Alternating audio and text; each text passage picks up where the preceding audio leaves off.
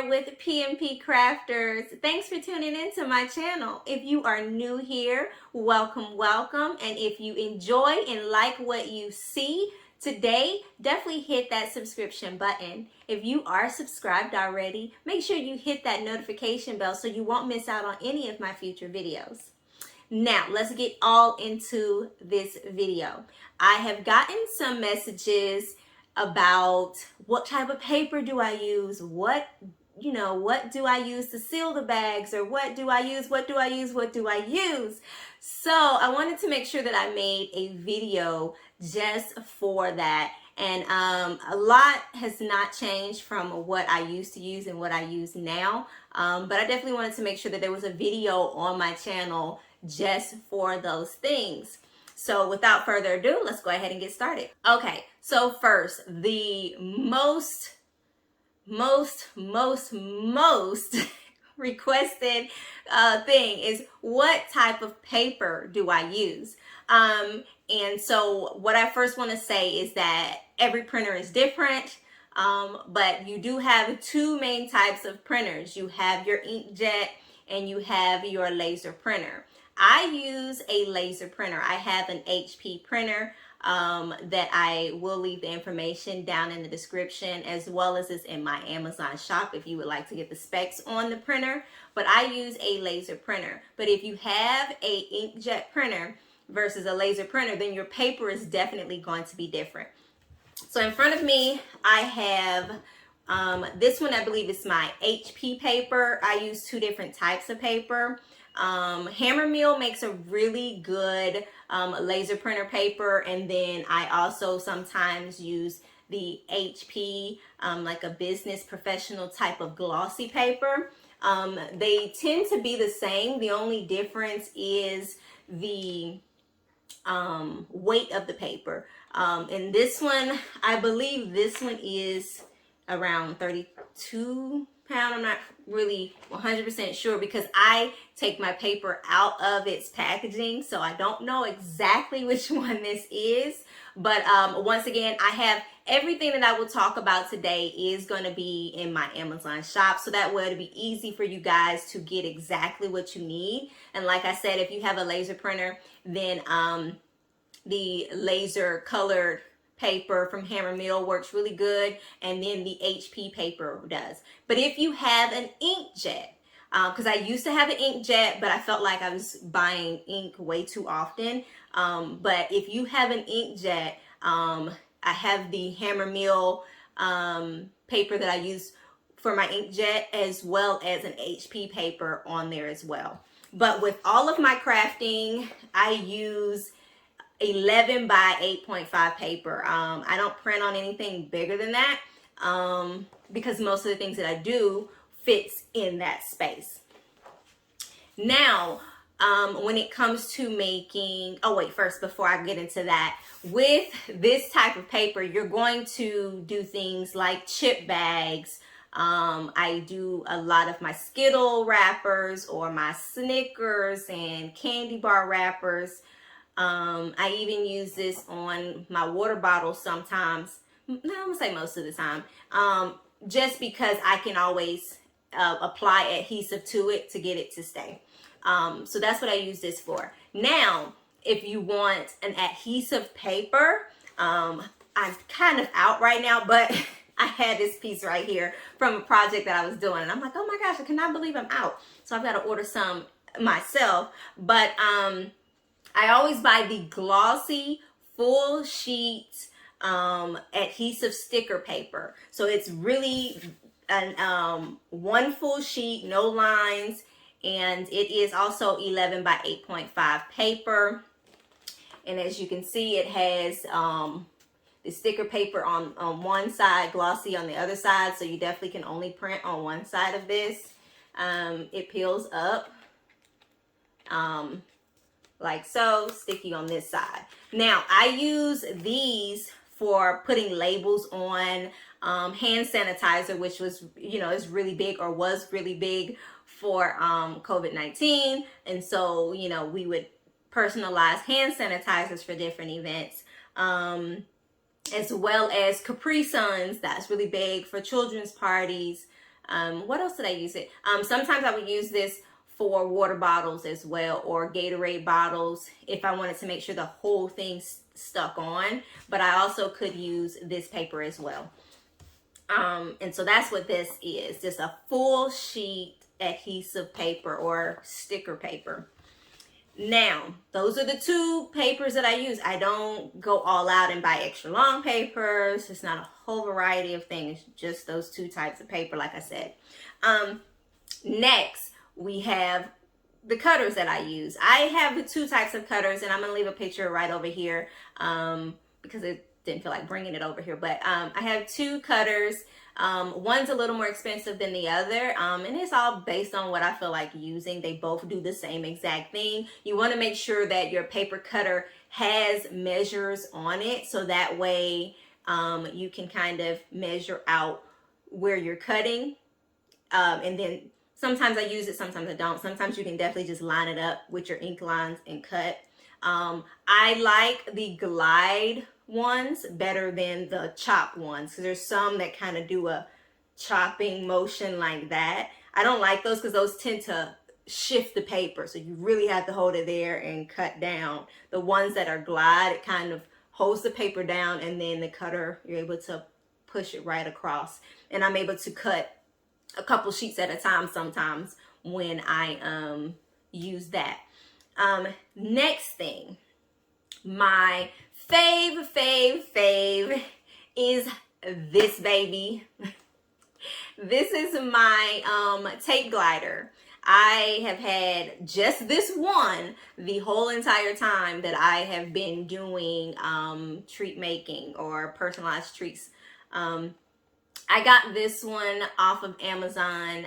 This is the pink one that was for breast cancer. They have different color ones as well. You don't always have to get, you know, it comes in more than one color, not just this pink.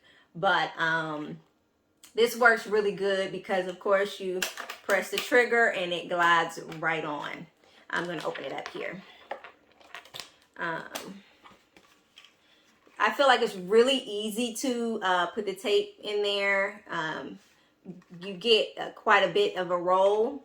And this is a must-have. I feel like this has definitely been my ride or die.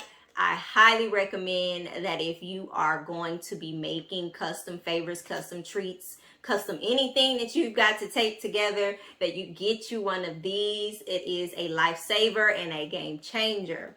You hear me? Game changer. Okay, so you got the gun. You got the gun, and you also need the tape. For a while, I was using the Scotch tape that came with it, and I was like going to the store to go buy it. I was ordering the Scotch tape on Amazon. I have that in my thing, but let's just say a girl has decided to go in bulk with the tape. So, and this is just ATG tape, double-sided. Each pack is 36 yards worth of tape, and I believe I ordered the 6-pack. Let's see. Yes, so it's a 6-pack that I order, and that way it lasts me for a while. Once again, Amazon.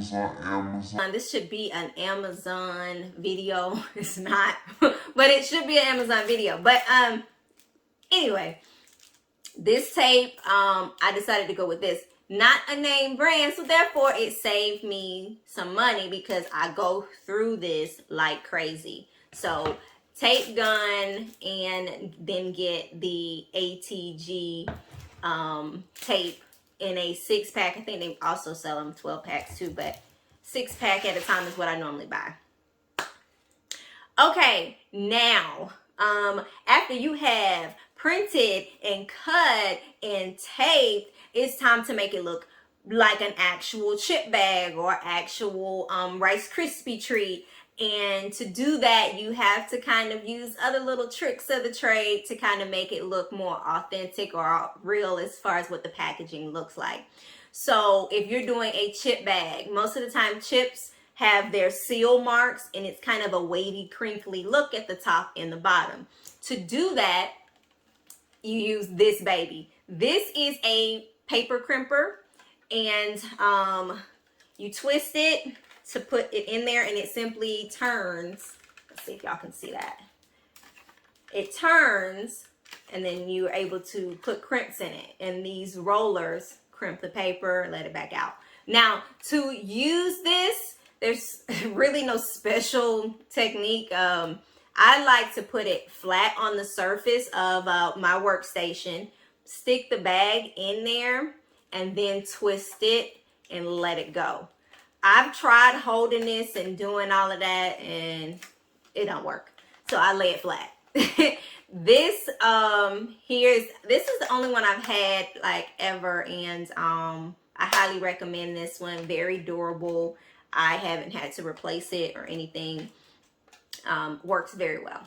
So after you've crimped it, like this is pretty all that you would need when you're doing chip bags. But if you were doing something like the Rice Krispie wrappers, it is crimped on each end as well as it being zigzag. You simply just need to buy you some very durable zigzag scissors, and then you can just cut that.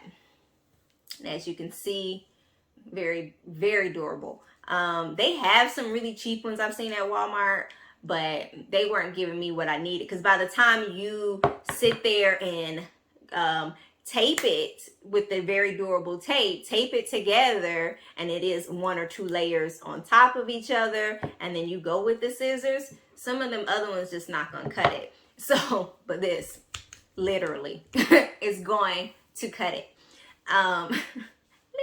Literally.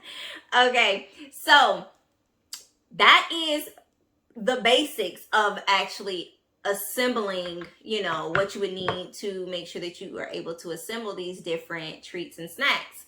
The other things, if you're going to custom make your treats and snacks, you need a few things to really be able to measure out and things like that. I only have one thing that I recommend, that if you are trying to create your own, if you're not purchasing them off of my website or Etsy or something like that, if you're actually designing your own, getting one of these measuring tapes.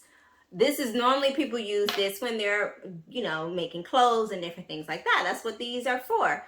But it works really well with measuring. Let's just say if this was a Snickers bar or something, you're able to take it around and easily measure and get the measurement that you need, instead of having a long stick ruler, or, you know, the tape, the measuring tapes that you get from like a hardware store. They're not going to get it. One of these, simple enough. You can wrap it around, you'll get your accurate measurement, so that way you can make the proper size for your treats. The only other thing I have to show you guys is, if you do a lot of circle things, I highly recommend getting the large circle punchers.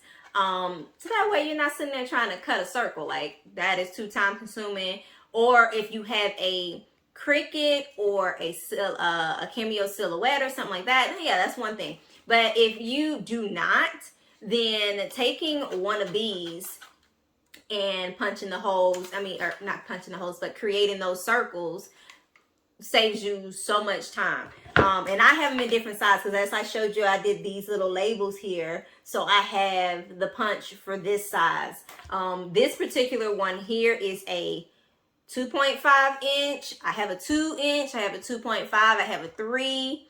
I don't really go over 3, but if you were doing those big old circle suckers, you can get one even bigger than the 3. But I tend to use the 3, and that works fine with me. My 2 inch one, I use 2 and the 2.5 for like cupcake toppers or circle labels that I want to put on a product. Okay, you guys, I hope you enjoyed this video. Definitely give it a big thumbs up if you want to see more like this. And in the comments, let me know what questions or videos you would like to see next, because I am here to answer any of your questions. Or if you want me to do a full beginning to end of any type of treat, I can definitely do that for you. If you would like to see some other types of videos besides the snacks and treats and things, then let me know that also in the comments, and I will be glad to do those as well. Happy crafting. See you next time.